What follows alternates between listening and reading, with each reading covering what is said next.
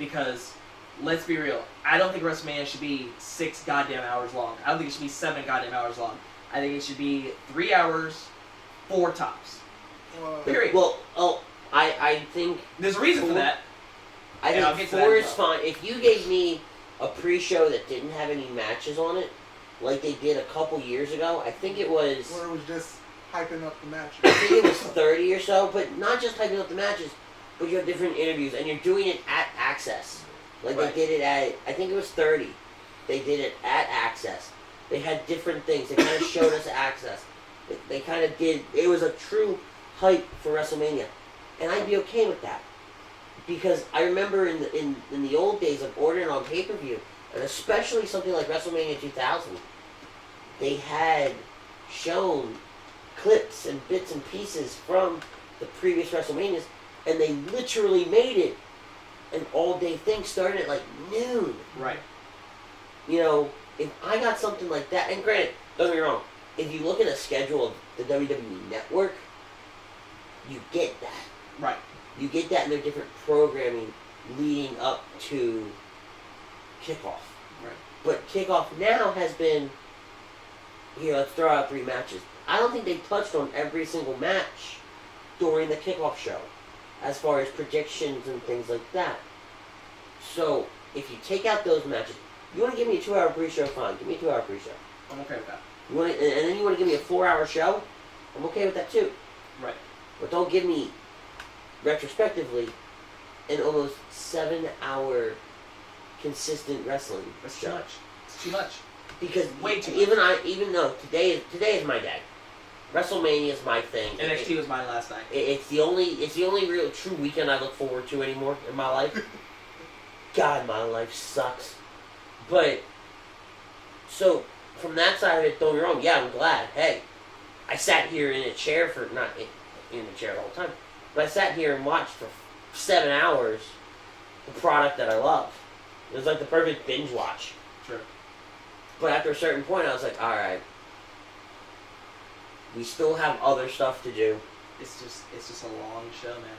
It is a long show. It's a very long show. Because it makes, you know, Taz said it on Twitter.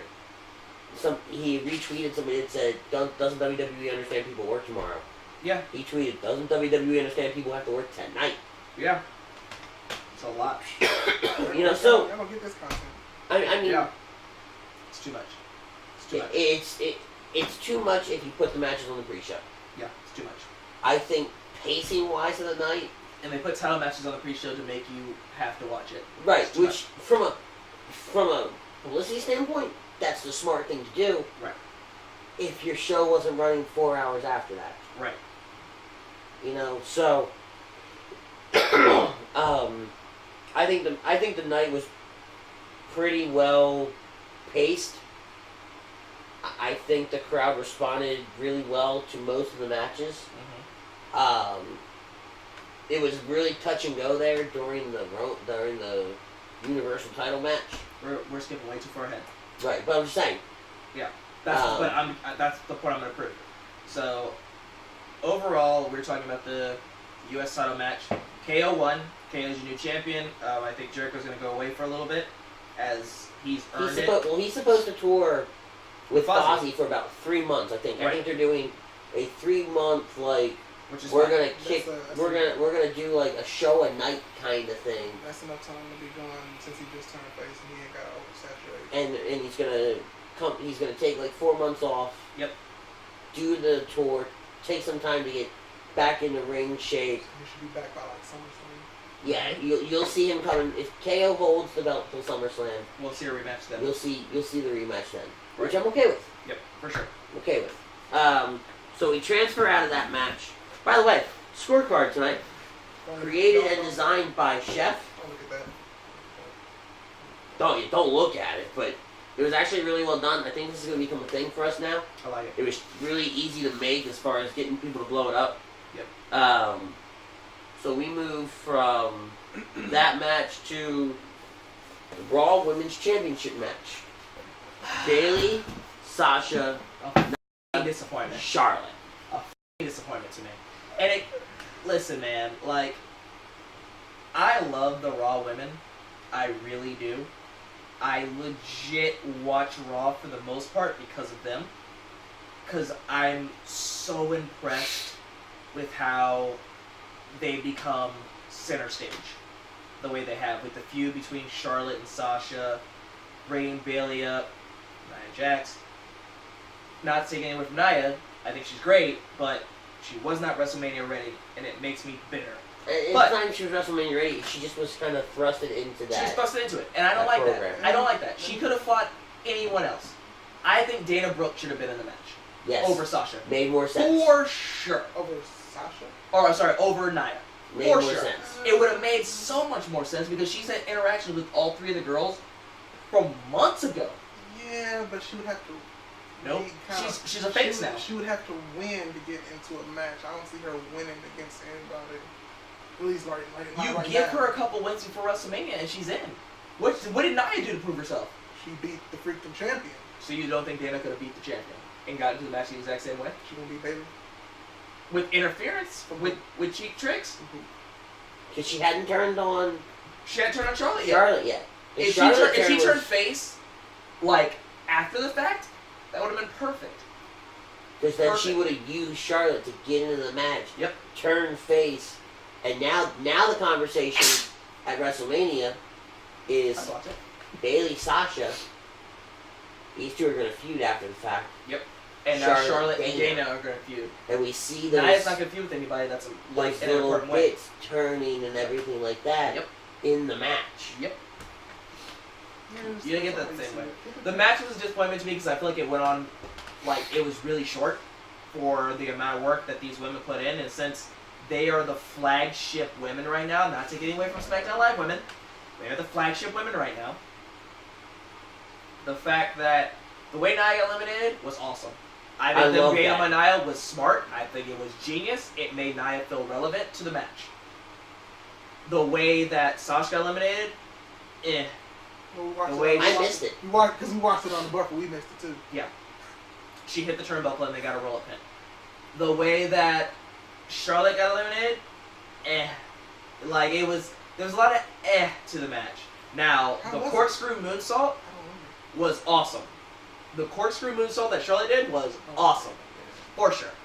That was probably the biggest thing to take away from the match to me. See, the match had great... I like to talk about pace and tempo in a match. Everything was great until Nia got eliminated. I can't believe I'm saying that, but once Nia got eliminated, it was really quick, and don't get me wrong, I to a point, I like the quick matches, like the quick pace matches, but I don't like when they're actually legitimately quick. It felt rushed. Yeah, it did. And way too rushed. Knowing now that time wasn't really a factor, you could have given them a little time. Yeah. 7 hours, man. Yeah. Now that makes me salty. In the backspin of it, with the streak of Charlotte already being dead, there was no real reason for them to have a long match. I'm gonna tell you what Brian Alvarez said. Because Sasha hadn't turned yet. If Sasha would have turned... Well, she didn't turn tonight. That's what I'm saying. She didn't turn tonight. If Sasha would have turned tonight, like, right before the bell rang, and just clean clock Bayley, alright, let's go. Yep. Give me a break. Give me a knockdown, drag out. But because that didn't happen... You're gonna slow burn it. You're gonna build it up to like... Yeah, but they've been doing that, and they've been laying the seeds and everything like that. And now I'm at the point where it's like, okay, do it before I lose interest. They want to do it at SummerSlam. But why not WrestleMania, man? Because they want to do it at SummerSlam. Why? Because the Barclays Center? Barclays Center. No. I'm going to tell you what Brian Alvarez said, because Brian Alvarez hit the nail on the head for me. In what universe, if we were in the multi-universe theory, in what universe is a fatal four-way or elimination for the Raw Women's title a bigger deal than Bayley versus Charlotte for the Raw Women's title one-on-one and Bayley breaking the streak? In what world?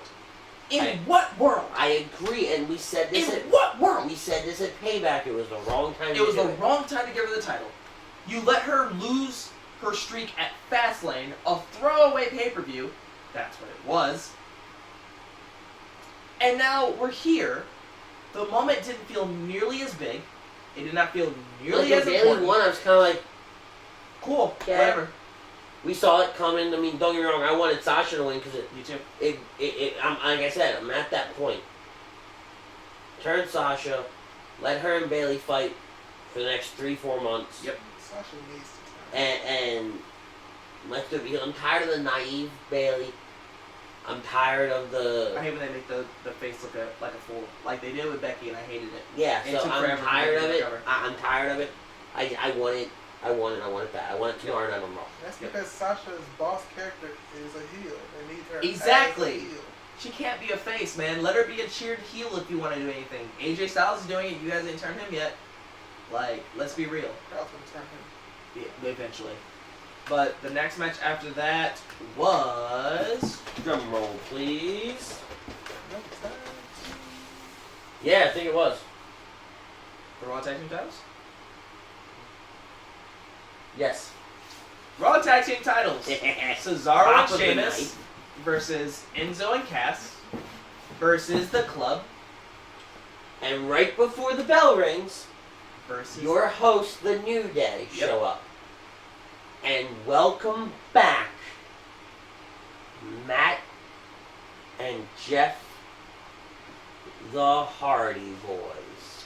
Okay, now let's get this out in the open. We missed most of the match because the internet was buffering, so we don't really have much to say about that. We gotta go back and watch it. Which But- I'm doing as soon as